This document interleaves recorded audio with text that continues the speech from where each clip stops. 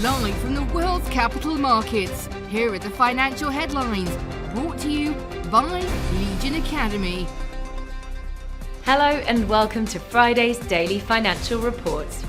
The euro struggled to regain its footing after tumbling overnight against the resurgent US dollar, which benefited from safe haven demand on renewed worries about higher rates and a global recession.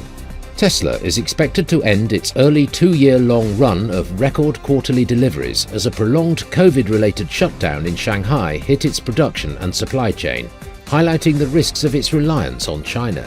Gold weakened for a fourth day as expectations for aggressive action by the Federal Reserve diminished the precious metal's luster.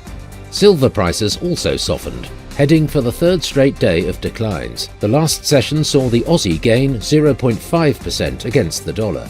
The Williams indicator is giving a positive signal. NIO's stock traded sideways in the last session.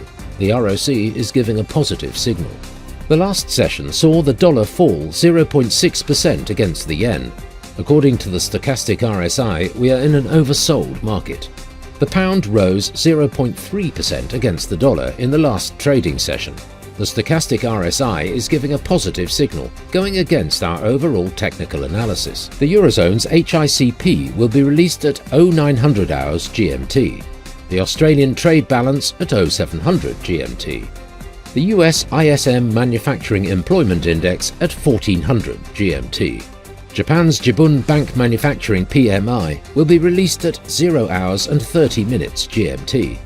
The UK's CFTC GBP NC net positions at 1930 GMT.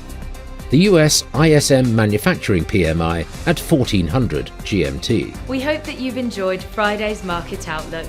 On behalf of all of us here, we wish you a productive trading day.